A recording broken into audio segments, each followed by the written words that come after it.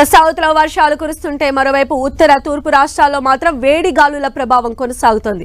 ఢిల్లీతో సహా ఉత్తర భారతదేశంలోని చాలా ప్రాంతాల్లో ఎండ తీవ్రత పెరిగింది.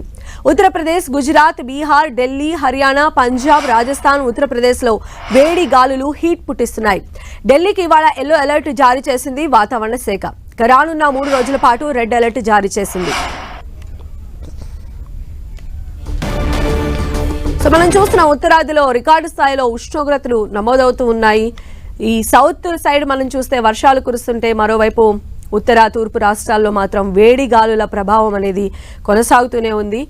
మెయిన్గా ఢిల్లీ సహా ఉత్తర భారతదేశంలో చాలా ప్రాంతాల్లో కూడా ఎండ తీవ్రత అనేది డే బై డే పెరుగుతూనే వస్తుంది. ఉత్తర మధ్యప్రదేశ్ కావచ్చు, గుజరాత్ కావచ్చు, బీహార్, ఢిల్లీ, హర్యానా, పంజాబ్, రాజస్థాన్, ఉత్తరప్రదేశ్లో ఈ వేడి గాలులు హీట్ పుట్టిస్తూ ఉన్నాయి.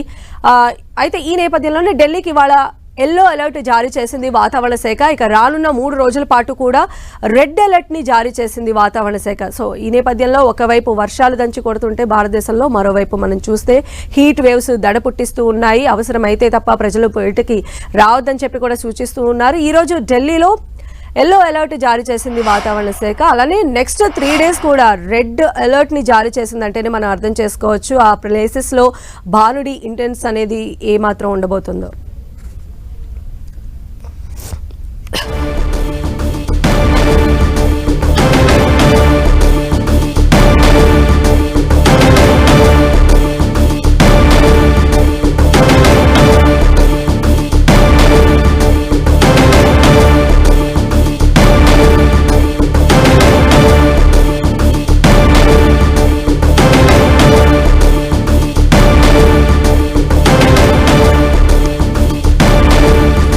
సో గ్రేటర్ నోయిడాలో మొత్తం పాఠశాలలు కూడా మూసివేశారు ఈ హీట్ వేవ్స్ కారణంగా. ఈరోజు ఢిల్లీలో 47 degrees ఉష్ణోగ్రత నమోదైనట్టుగా మనకు సమాచారం అందుతోంది. ఒకవైపు సౌత్లో వర్షాలు కురుస్తుంటే మరోవైపు ఉత్తర తూర్పు రాష్ట్రాల్లో మాత్రం వేడి గాలులు కొనసాగుతూ ఉన్నాయి. వాటి ప్రభావం ఏ రేంజ్లో ఉంది అని అంటే మనం విజువల్స్లో కూడా చూడొచ్చు. ప్రజలందరూ కూడా అల్లాడిపోతూ ఉన్నారు.